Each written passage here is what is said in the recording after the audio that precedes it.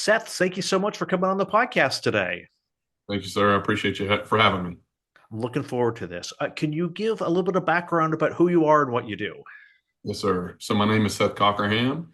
I have been in law enforcement for going on 10 years, um, all in the great state of Texas. I started in one department. They hired me, put me through the police academy, and I got some good knowledge and foundation at that agency. And I left there and went to my current agency, and I now investigate internet crimes against children and every other type of crime against a child, hands-on offenses, sexual and physical abuse. I've been doing that for a little over 2.5 years, going on 3 years now. So gotten my hands on pretty intense cases. So it's helped build my knowledge, and I've gone through tons of training for the subject as well. I can imagine it's a difficult field to be in. How did you get involved in this specific field of law enforcement? So kind of goes back to working patrol, being able to investigate cases on a preliminary level where you go out, you get dispatched to, let's say, a drowning or a physical abuse case. And on patrol, we just take the initial report, take the initial pictures, and then pretty much done with it. It goes off to a detective. Personally, I wanted to see more of what happens there and try and pursue those cases a little more than just that frontline level. And so I started as soon as I got into a criminal investigation position. I went through, oh man, tons of classes, and my leadership actually came to me and said, "Hey, we noticed you've gone to a bunch of these classes. Would you like to take those cases over?" And I said, "Without a doubt, absolutely."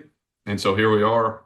One of the most ones that stuck to me that really I felt passionate about seeing it through was drowning cases of kids.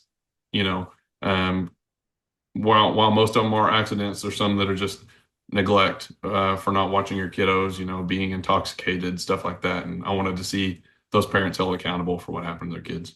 Yes, that's definitely a really challenging field. And before we get started, I want to ask you about that because I think it's kind of important. How do you manage, like personally, the sensitivity of dealing with crimes against small children? Yeah. So I actually was just speaking to a colleague about this maybe last week, and we discussed kind of how what makes me passionate about working the cases personally is I've got two little girls myself, and I know the great childhood that they've been given, and they're blessed beyond measure, whether they agree to it or not. They think they always need more, right? But I know that they've got everything that they'll ever need and want, and I know they're taken care of. And so whenever I see somebody else, some other little kid that's not being taken care of and they're not being provided for, that gives me that motivation. And dealing with those cases, I try and relate myself to them as if that were my kid, what I would want for them. But at the end of the day, whenever those cases kind of stick to you and you go home and you see your beautiful family, you're just thankful for what you've got and thankful that you're able to take care of your kids.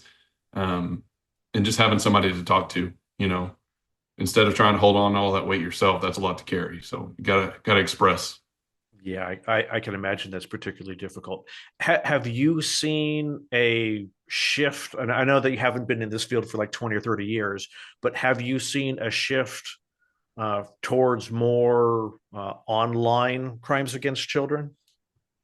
Yes. So I will say, even with the knowledge I have within a little over 2 years, 2.5 years, I feel like everything changes. All these platforms where kids now have access to, because as technology grows, the more technology kind of babysits the kids at home.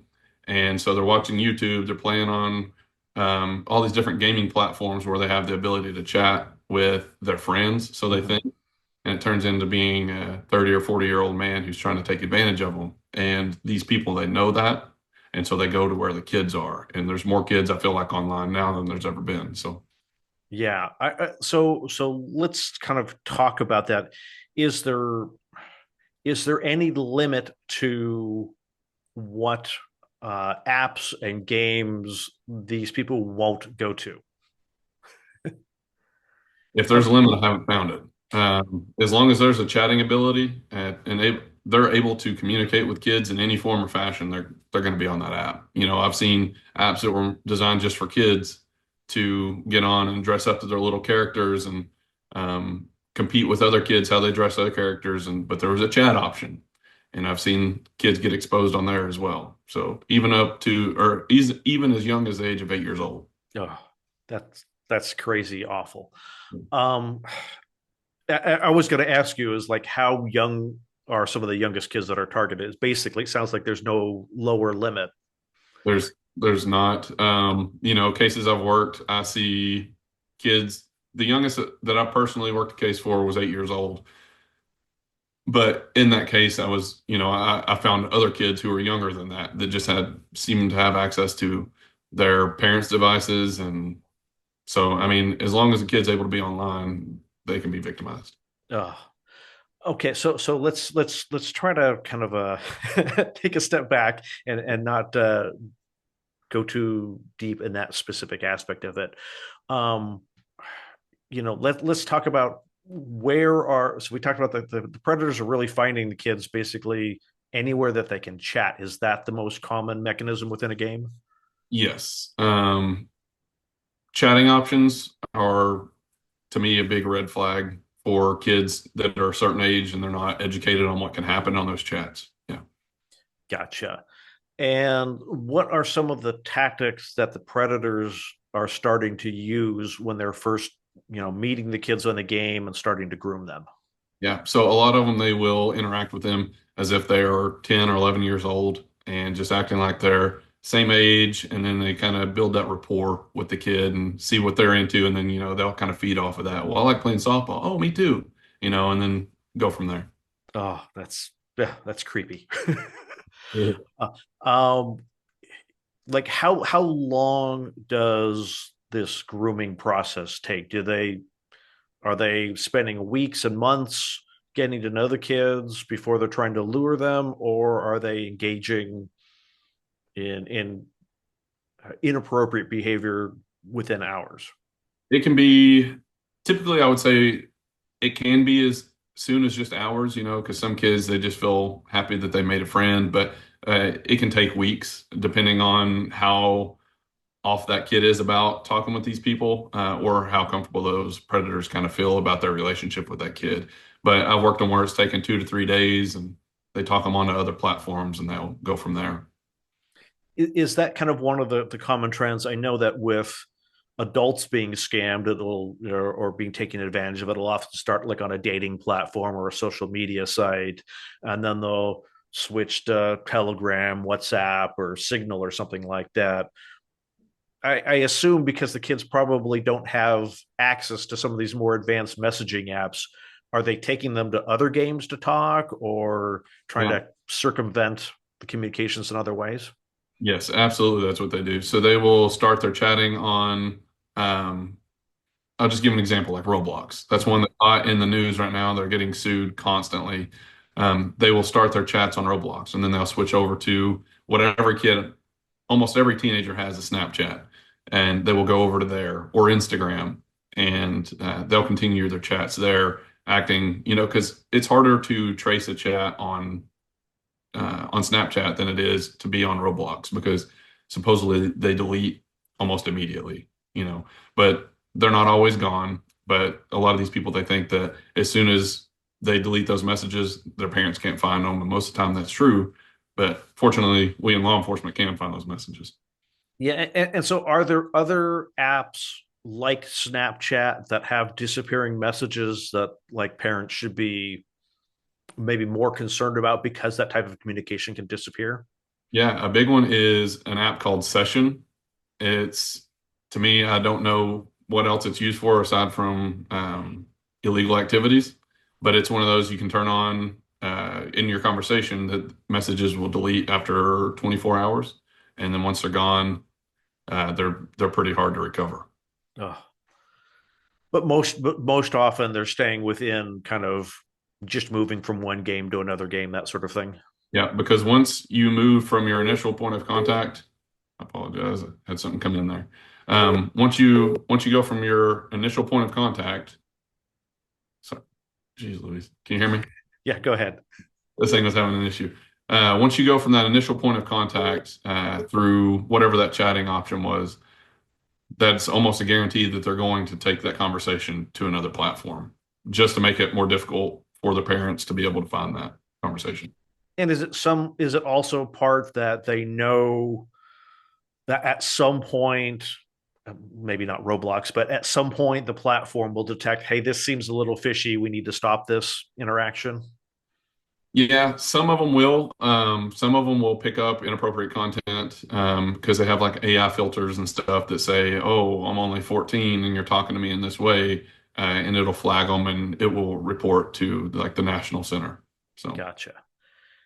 And so I guess the question is okay, this is pretty scary in terms of the kids using the playing games that are age appropriate and someone else who is not age appropriate is interacting with them. How would parents and guardians know what to look for? so a lot of what we see is like if it's going to be a quick like a sextortion case. Mm-hmm. Typically those kind of show rather quick in my experience with these cases. Um, Usually up to maybe about 20 minutes is whenever the kid really starts like feeling helpless. Sometimes they'll reach out to their family, but they will start changing their behaviors. Kind of feeling ashamed or nervous or just angry, upset that something's going on to them and they kind of feel trapped. You know, but I've even had kids call the police department and reach out and say, "Hey, this person is trying to take advantage of me." And so some of these kids, they all react a little differently, but for the most part, I would say that they change their behaviors and they seem a little more closed off. That's pretty neat that some kids have the mindset of realizing this is wrong and I need to contact law enforcement. Yeah, it's surprising, even at young ages, that they know, this isn't okay. I feel dirty for what's going on here. Yeah. And this is the wrong question to ask. I apologize. Is it because they don't trust their parents? They don't have a good relationship with parents, or Um, or they just felt like, well, this is law enforcement and that's what you're supposed to do. some parents they teach their kids to call the police if they need them. Um, that's why you've heard calls in the past where kids will call the police to help with a math problem, right? Yeah. Because well, this is a problem, I need help. But a lot of parents they do talk to their kids about, hey, police are here to take care of us and to help us. And then unfortunately, you're right on the dot with some of them. Some of them don't want to talk to their parents about it because they're afraid they're going to get in trouble and that they won't listen to them. You Yeah. know, and I've seen that.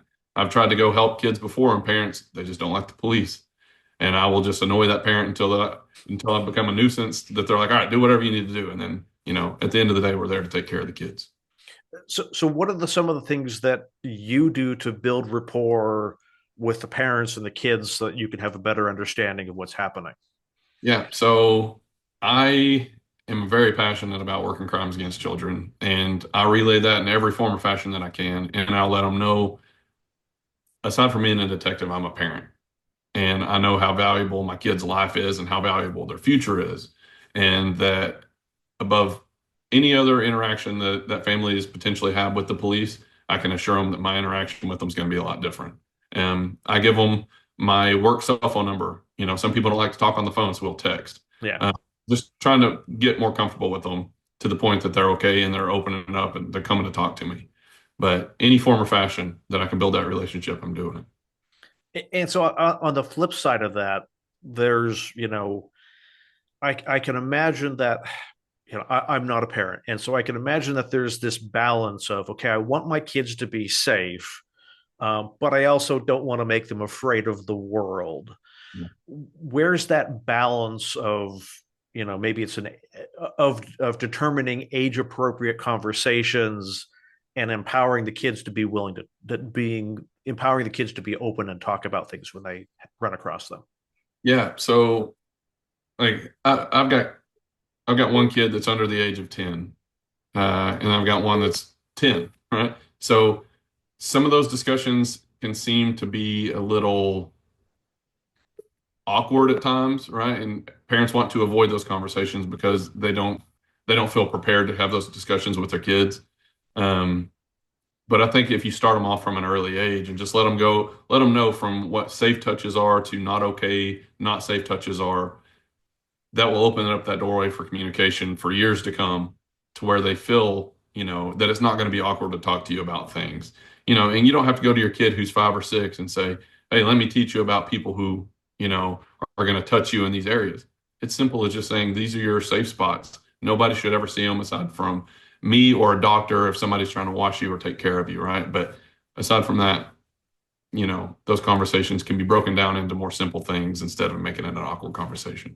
Yeah, and I I think there's when I was brought up, it was all about stranger danger, and then we realized that most crimes against kids are not done by strangers. Is the new kind of teaching kids is listening, trusting their instincts, and watching out for the people that make you go yuck, that sort of thing. Yeah. So kind of like what you were saying there, whenever it comes to like sex offenses of children, there's a statistic out there from a study that goes to show that 93% of kids who were abused knew their perpetrator, you know, and I think it's like 59% of that was family members, and then the other portion was close friends and family. Yeah.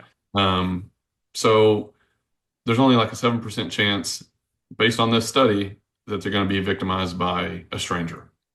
So having that discussion and just letting them know, uh, go with your gut feeling, basically. Like if you don't feel safe, come tell me. Yeah. And then making sure that parents realize they need to listen to their kids when they hear something. Don't take it for what it is. Push it a little further and figure out the root cause of that. And I assume it's the exact opposite with internet crimes. Oh, for like perpetrators and stuff. Yeah. Oh yeah, yeah. No, almost every one of those are that. From my experience, almost every one of those are somebody they met online.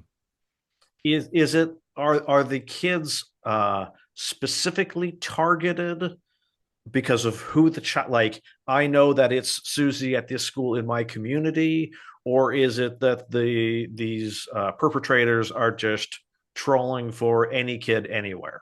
That's it. That is it. And I'm not going to say that there's not some targeted attacks out there, but the majority are they're just fishing, right? They get on where they know the kids are. Instead of being creepy at a playground waiting for a kid, now they get into their computers and their phones, and they can kind of see where this is going to go and just kind of throw bait out there and see who bites.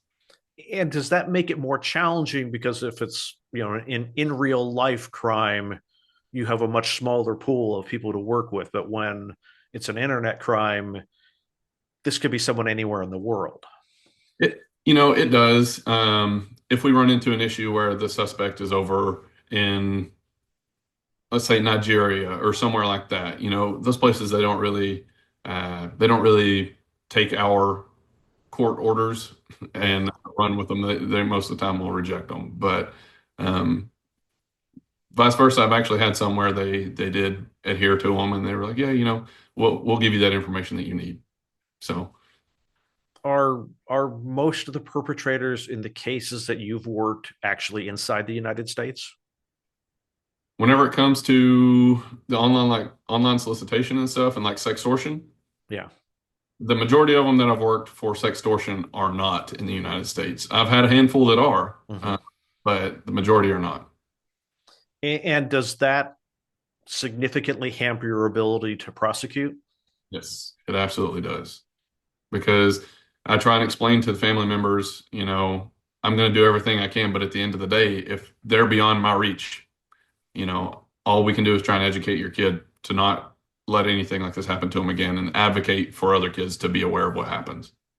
And I guess like is that that's kind of the challenge in that like if you have a low, I don't want to say less necessarily a low solve rate on the crime, but if people don't hear like, oh yeah, 99% of these people end up in jail, does that dissuade people from reporting it? And if they do report it, does it kind of put them in a hopeless position? Yeah, I've had several of them tell me they're like, I feel like y'all can't really do anything about this, and I'm just upfront and honest with them. I say, in my experience in working these cases, the majority show up out of the United States. But then I always tell them, but there is a chance because I've had people arrested all over the country for doing the same thing. Mhm. So it's hit or miss, but I do let them know kind of from the get-go, this may not go the way we want. And so does that being upfront with them generally help people to be more participatory in the process? Yes. Yeah, and makes them more understanding, instead of thinking that it's going to be something like a crime scene show where I solve it in, I don't know, Yeah. 45 minutes, right? We all kind of, I don't ever set anybody up for false hope. I'm always tell them this is what I expect our investigation to look like, and either one of these outcomes could be it. So we don't set the standard too high and put their hopes up there that we're going to get this person, but I do let them know it's always a possibility, and we're going to try to do that. Is that some of the challenge in working the cases with the expectation from the victims of it's going to happen like it happens in FBI or CSI, and that hey, yeah, I can sit down in front of a computer in 5 minutes to figure out what this guy, where this dude is. Yeah. Yeah. And in some cases, I can figure out where they're at pretty quick. But whenever it comes to online cases, we're looking at several court orders before we can get anything concrete to say, yeah, this is where they're at. But whenever it comes to hands-on offenses, I've had to tell parents, I'm like, you got to give us a little time because this DNA that we have, sending it to the lab isn't only going to take an hour. It could take months or weeks at the very least weeks. So Does that make it? Is that discouraging for you in a sense of does it, or is it just like, well, I know this is how long it takes, and so I can manage my own expectations, yeah, or so but does that get you down sometimes as well? whenever it's a big case and I know that it's taken a toll on the family, obviously I want to help them as quick as possible. But I just I let them know, even though it may take a while for labs to come back or whatever else are waiting to come back, subpoenas, stuff like that. No matter how long we wait, I'm gonna remain communicating with them, and I tell them if you feel like you've gone a little bit and you haven't heard from me, call me or text me, and then I will let you know what the update is. But for the most part, I don't really feel discouraged by it. But I do wish that sometimes I could help a little quicker than what the process is sometimes. Yeah. What is the fastest time from a report of an internet crime against a child incident to an arrest that you've had? Hmm. Yeah, that's a good question. I feel like the fastest internet crime against a child, I mean, about 2 weeks. That's that's pretty impressive. Like from my perspective, I was thinking months would be the case, but Yeah. 2 weeks is pretty crazy Yeah. fast. I usually try and if I can get a good IP address to return and do surveillance on the house, figure out who's all there and get my search warrant and everything done, I would say within a month is pretty typical. But kind of it just varies really. If I've got a very cooperative uh suspect house that they let me come in and just, initiate normal conversation, they don't know what I'm doing, I can build it pretty quick. Uh, do the suspects usually, do you think they know right away why you're there? No, so I'm not gonna say I lie to people, but I have a little tricky way of getting into the house, having that open communication, I guess having a poker face about why I'm there. Hey, I heard your dog got out. It was chasing somebody down the street, and I talked to him, and from there we just open discussion, and I kind of figure out a little bit about the background and um, kind of who all lives in the home, and then you can kind of get a good feel for everybody that way. Is there, oh gosh, I probably shouldn't ask this question, but is there any generalization about the perpetrators that you have come across? Oh man, the majority are very techie. A lot of them have background in technology to where they feel like they are doing everything they can to make sure it doesn't get detected. Mhm. But with technology how it is and all these service providers, they report very well now. And so if it's out there, more than likely it's going to get detected when they download it or share it or whatever they do with it. Gotcha. Um, I'm going to have someone delete this pause because I'm trying to think of my question. So, Yeah. editor, delete this pause. um, are there any particular cases that really kind of stand out in your mind and that shape how you view online safety without going into details that are not appropriate to go into? Are there any cases that stand out of like this needs to like this has changed the way I look at things? Yes. And I would say one of those would be working, with younger kids, because kids are so innocent and they get on YouTube and they're just watching things because, it's fun, it's entertaining, and they like that. But then, once they show that they can use YouTube responsibly, they get access to other apps Yeah, because parents maybe don't use parental controls. Um, and then I just see how fast small children can be taken advantage of and forced to do things or threatened if they don't do something.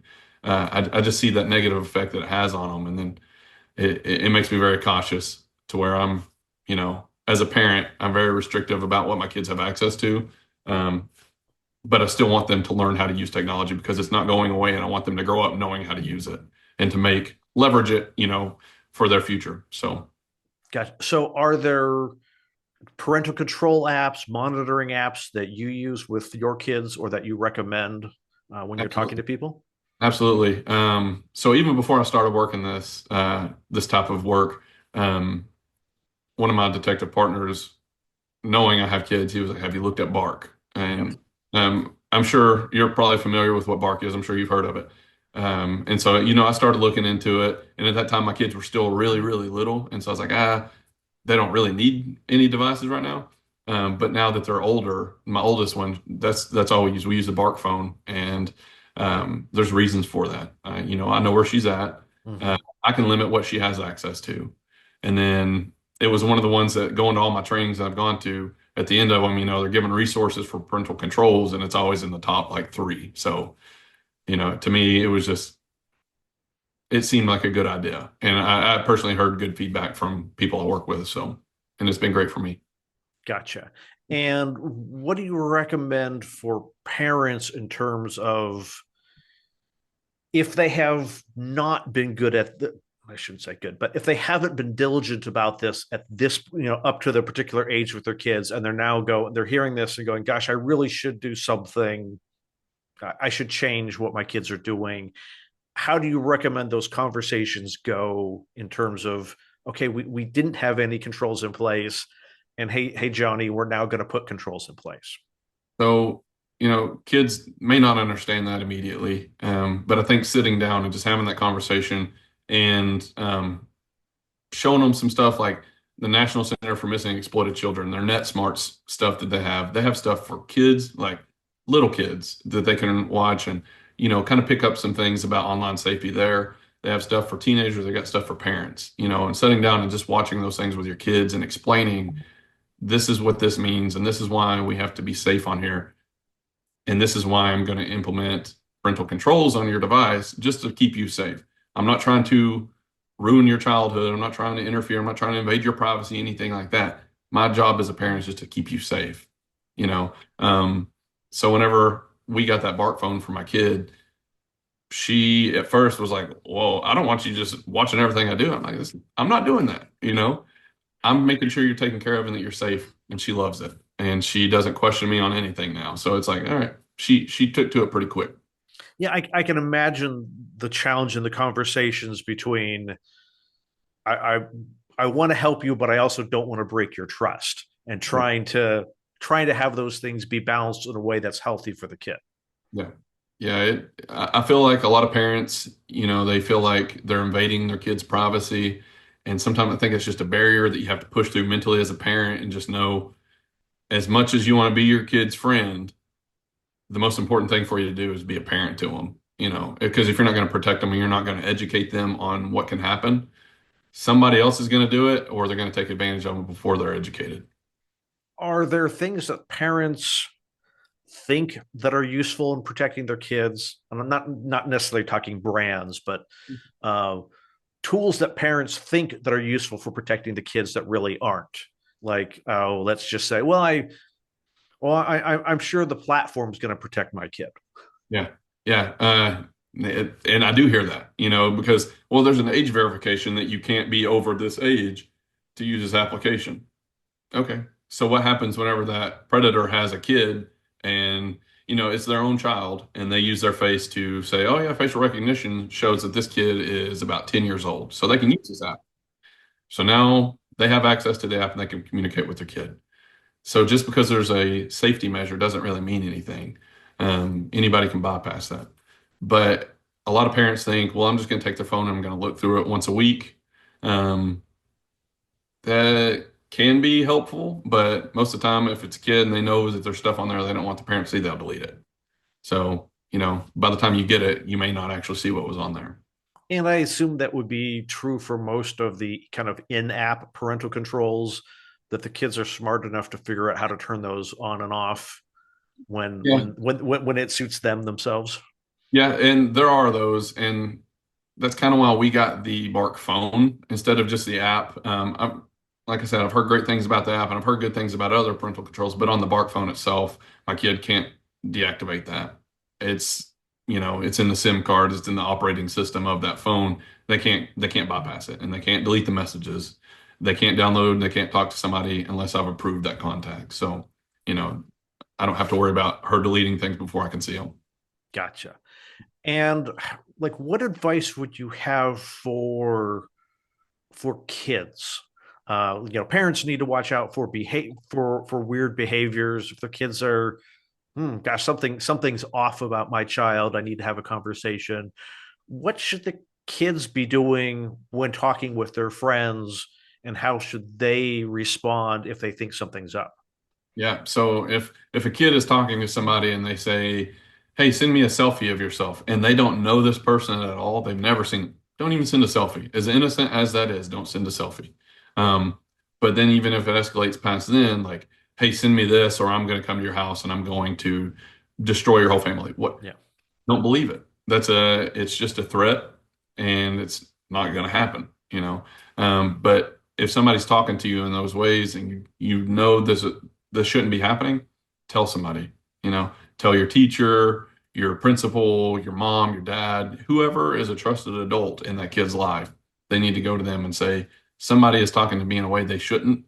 Somebody asked me for a picture of me, and I've never met this person. I don't feel comfortable with it. If you don't feel comfortable with it, do not do it. gotcha. And for older kids, in particular, those that are where sextortion might be a little bit more at play, what advice do you give in those situations? Because there's the fear of, hey, I'm going to distribute this everywhere. I'm going to send this to everybody that's in your contact list. Whether they can or can't is kind of not the issue. But there's a threat of, significant embarrassment amongst their peers. What do you recommend for kind of teens in that space? If they've already gotten to that point and they've already sent that nude photo and they're threatening to send it out to everybody on their friends list or send it out to their school admin, all these people, they're going to start asking for money and they're going to say, "Hey, send me $300 or $400." They can go send that $300 or $400, but it's not going to stop. They're going to say, "All right, now that you sent me that, I need a $250 deletion fee." Okay, I sent you that, but then now I want this. And it's going to continue. And ultimately, the picture's either going to come out or it's not. So don't pay. Do not pay, because if they're going to send that picture out, whether you pay or not, that picture's still going to go out there, because at some point you're going to run out of money and that person's going to say, "All right, well, I'm sending it." So all you're doing is, draining your bank account in hopes that something doesn't come out that, like I said, ultimately will come out. So And do most of them ultimately get distributed? I have had some that actually did not, but the majority, yeah, they got sent to close friends or family, the parents, stuff like that, because they will post them. They'll create little like wanted posters of these kids Mm-hmm. with their nude photo on it, saying, calling them a child molester and all these different things, just trying to embarrass them. And unfortunately, it gets to a lot of kids and they will actually, commit suicide. And I hate that that happens. And I hope that if any kid watches this, that they know that's not the answer. Yeah. Talk to a trusted adult, but don't send the money. And are there resources for kids who have been victimized by this? Yes. So whenever I have a case with a kid who has been through this, we use like our local children's advocacy centers, which is a nonprofit, and the therapy services and counseling and all of that stuff for those kids, it's all free.